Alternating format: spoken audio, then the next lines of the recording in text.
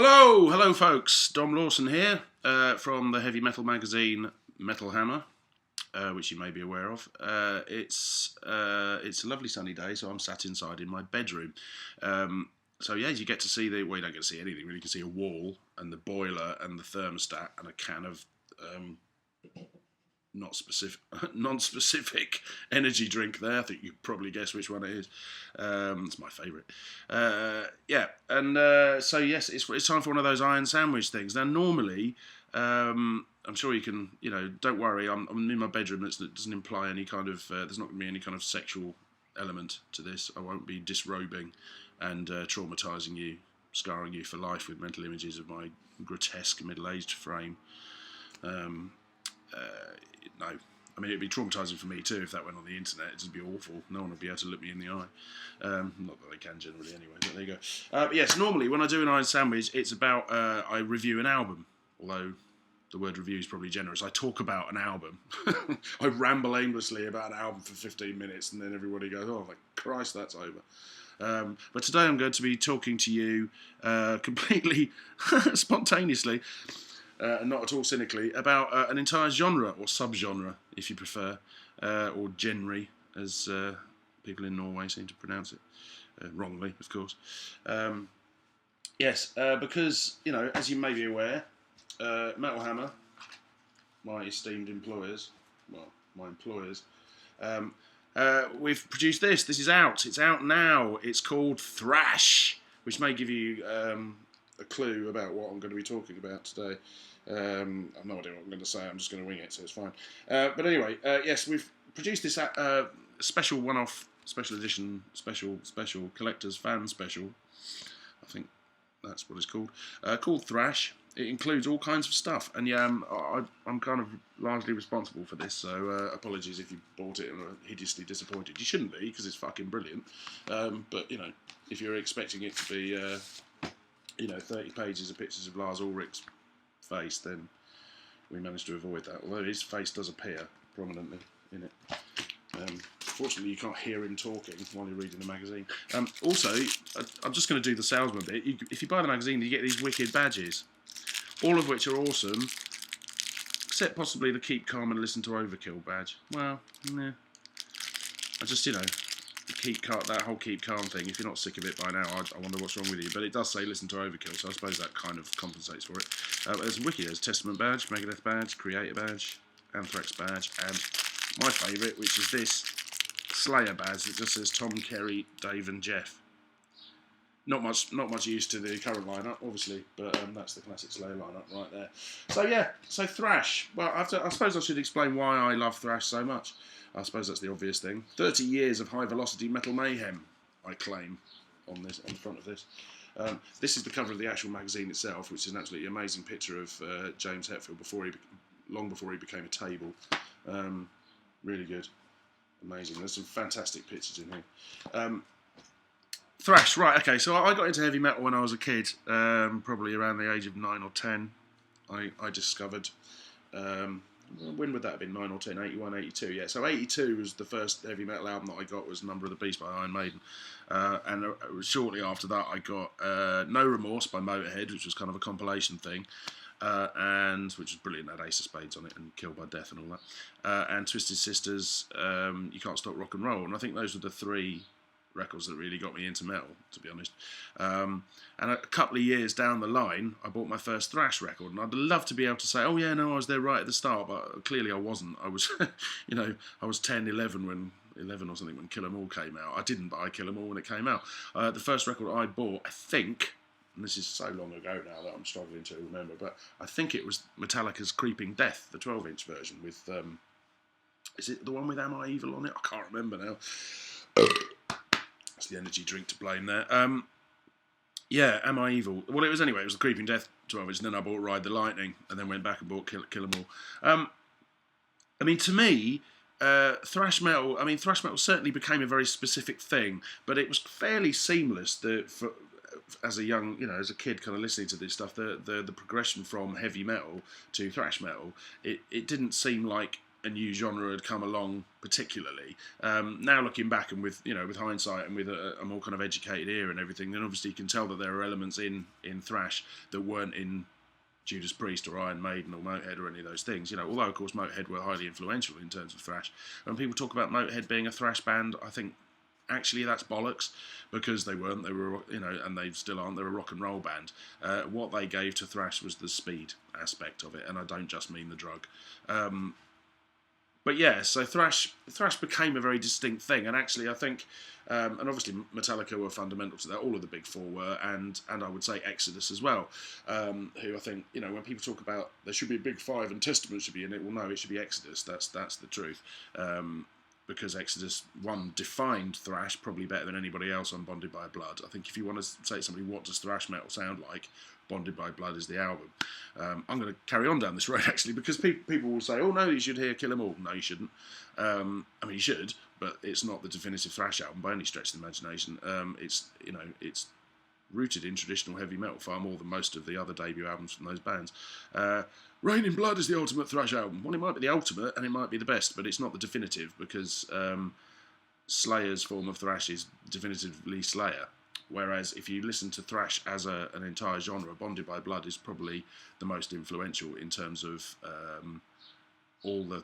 I guess if you ignore the big four, the vast majority of other thrash that has come since bears the hallmarks of Bonded by Blood on it. And Exodus were clearly, they started around the same time as Metallica anyway. It's not like they were Johnny-come-latelys or anything. Megadeth, way more technical, way more... I suppose just way more technical, really, and had a very distinctive sound. And Anthrax, of course, had that slight element of, although they started off as a straight heavy metal band, they were always the band that were willing to incorporate slightly more unpredictable influences into their stuff, whether it be hardcore or hip-hop or alternative rock, which is a phrase I really, really despise, but anyway, in the 90s, So thrash, why does thrash... I was just waffling there, it's rubbish, isn't it? Why does thrash mean so much to me? I mean, I often say I'm torn between saying I like my two favourite subgenres of heavy metal are death metal and thrash. I love traditional heavy metal, but that's kind of an overriding thing. But death metal and thrash, I think if you point a gun to my head, I would probably go with thrash in the end, because it, as much as I despise the phrase the soundtrack to your life, it really did provide me with a soundtrack to my teenage years. I had a mullet, I had a pair of white high-tech high tops, I had skinny jeans that frankly I couldn't get into then, let alone now. I mean, I've always had quite chunky thighs, but I do remember it being quite painful wearing those things, and I could never bend my knee properly. But anyway, it was thrash, and a crappy Anthrax t-shirt that I used to wear all the time, and an Iron Maiden t-shirt, obviously. And I had a huge Anthrax State of Euphoria, the one, poster on my bedroom wall from the tour. I think that was the first thrash gig I ever went to. I don't know. I was quite late starting going to gigs, really. I was kind of 14, 15 before I started going to thrash gigs. And when would that have been? 87? Oh, well, maybe not. Maybe it was Metallica. Can't remember. Anyway, but I went to see a lot of those great, a lot of the, most of it, in fact, all of the big four at some point in the 80s, and I don't know. It's just something about thrash. There's something about thrash in musical terms. It's the energy of it. It's the aggression. But it's also, it has the energy and the aggression, but it also has melody. It also has a kind of precision and a kind of and traditional structures. It's not it's not difficult to understand thrash metal, whereas some black metal and death metal, if you're not familiar with it, takes some time to get into, and it takes your ears a time to adjust to it. As much as the noise itself can be thrilling, when you actually start to dismantle what's going on and get some kind of more profound understanding of how the music is put together, then it's great. But thrash is very immediate, and really, I think in many ways, thrash metal is the ultimate kind of representation of what heavy metal means these days. Really, I think it does make me laugh when people talk about modern metal as if Pantera somehow kind of came up with something entirely new on Cowboys from Hell, and that everything that's come since, whether it be the Deftones or Killswitch Engage or whatever, is completely separate from traditional heavy metal and has nothing to do with it. Well, that's bullshit. You know, it's thrash metal kind of informs a lot of things. It informs pretty much all modern metal, whether it be in terms of aggression, whether it be in terms of production values, whether it be lyrically, whether it be visually, and it kind of carries the torch for traditional heavy metal in a way that traditional heavy metal kind of hasn't done, because thrash metal is still, for me anyway, and obviously this is just my opinion, but then that's the whole fucking point of this, it hasn't dated. The best thrash metal hasn't dated at all. Maybe the production on some of those early albums has dated, but you know, people who whine about production, it's like, well, for fuck's sake, it was 1987. You know, they didn't have the equipment that they have now. Obviously, things sound different now. You know, but I think, you know, the best thrash albums still sound as fresh today as they did 30 years ago or 25 years ago or whatever. I can listen to Peace Sells by Megadeth any time, and I don't feel like I'm indulging in nostalgia at all. It's just a killer metal record. You know, Rain in Blood, I can listen to it over and over again, never gets boring. Ride the Lightning, the same. Bonded by Blood, the same. And I think the honesty of thrash is what I love probably more than anything. You know, it's not.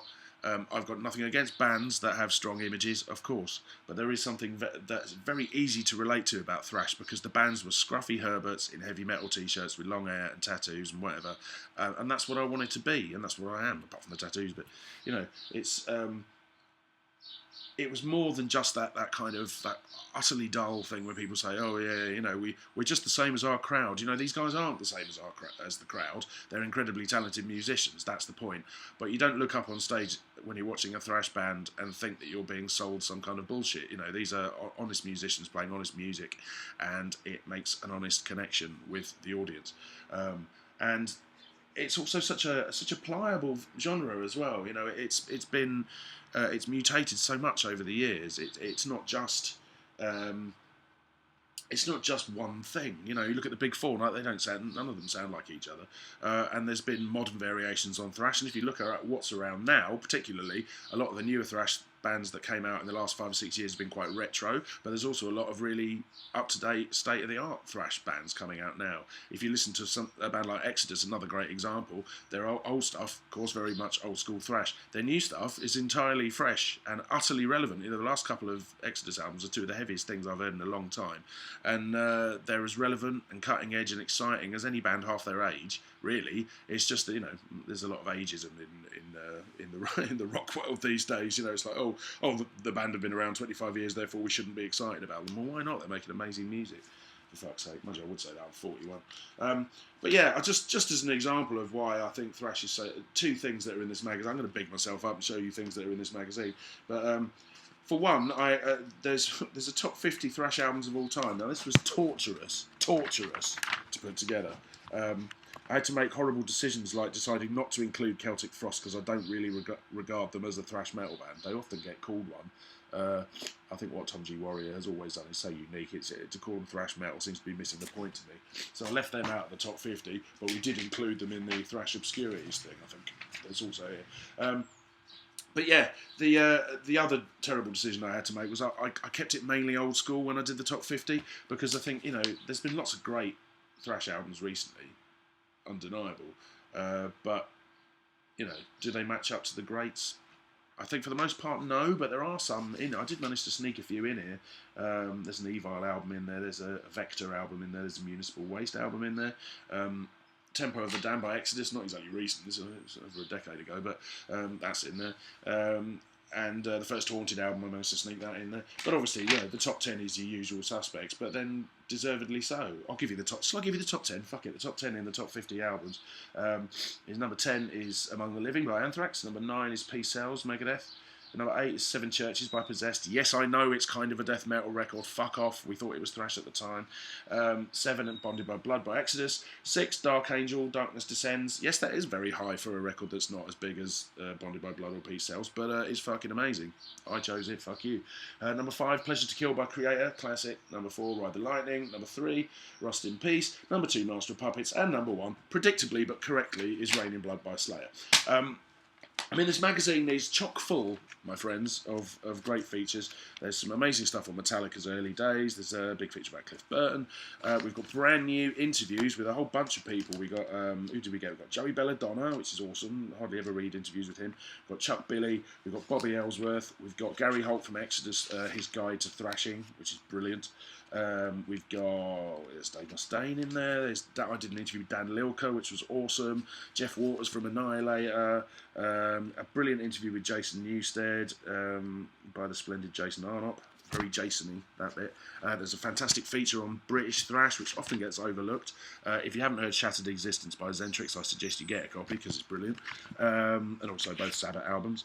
And there's also, I think, the most important thing here is I've done a little feature on newer bands that you can check out. Now, I could have listed probably a couple of hundred thrash metal bands that have come out over the last 10 years. I picked 4 newish ones to focus on, and then mentioned a bunch more. But I just kind of picked my favourites, I suppose. I guess that's the thing. But The Mighty Shrapnel, not that I'm biased or anything, but their album is, for me, the best British thrash album of the modern era by a mile. It's called The Virus Conspires, and I recommend it to you. Don't be put off by the fact that I sing backing vocals on it. Lost Society from Finland are another one. They've got a new album out, Terror Hungry, very shortly. Savage Messiah, brilliant, flying the flag for thrash metal, but also melodic traditional heavy metal in a brilliant and classy way. And Vector, who are, for me, the best thrash metal band on the planet right now. Just absolutely mental kind of science fiction thrash. I also mentioned a bunch of other cool bands like Havoc, Necromanthean, Gamma Bomb, and the brilliant Iron Reagan. If you haven't checked out Iron Reagan, make sure you do. They're awesome. And Sputilator as well, kind of grinding thrash. Yeah, it's just, I think that, the fact that there's so many bands around doing it now, and that it's not purely a retro exercise. There are obviously retro bands, but there's lots of great modern stuff as well. And I literally could talk about thrash all day. I don't know if has this been entertaining. I've absolutely no fucking idea. But I don't really care. There you go. I'm just plugging a magazine. Buy this thing, for God's sake.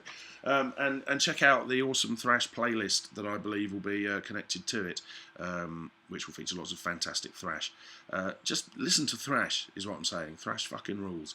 And will continue to rule when issues are no longer a thing. Which can only be a plus for the rest of us.